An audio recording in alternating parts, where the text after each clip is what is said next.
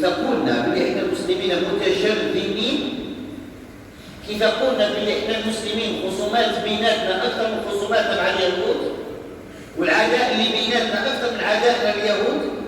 شفتوا البارح النتن يصرح يقول الحلم تاعي انا هو دولة اسرائيل الكبرى التي انشئت في 48 بخطين ازرقين من النيل الى الفرات. هما راهم يخدموا، راهمش يلعبوا، راهمش راكدين.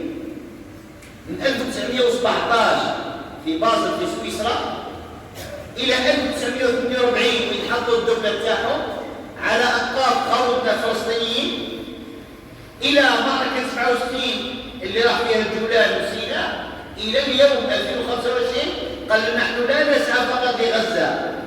غزة هذه بالنسبة إليه انتهت، وبالنسبة إلينا لو كنا عقلاء هي المقدمة تاع الأمة الإسلامية، هي الحجر اللي لو انكسر لانكسرت الأمة، على الأقل يقاوم وسيم.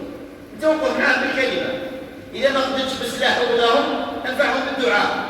أما وأن تكون في صف اليهود ضدهم هذه طامة، هذا كفر بواح.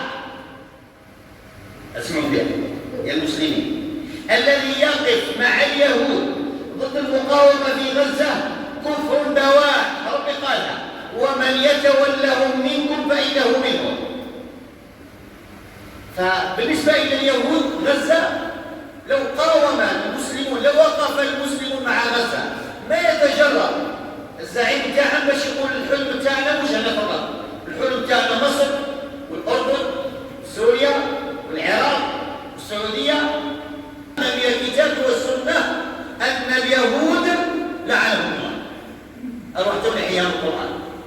أخذنا من الكتاب والسنة ومن هدي سلف الأمة أن اليهود لا عهد لهم ولا ذمة لهم، وكيف عندهم عهد مع رسول الله. أروح ترجع معهم عهود اليوم. أخذنا من الكتاب والسنة أنه لن ترضى عنك اليهود ولا النصارى، وأنه من وضع يده مع يهودي ضد مسلم فهو كافر.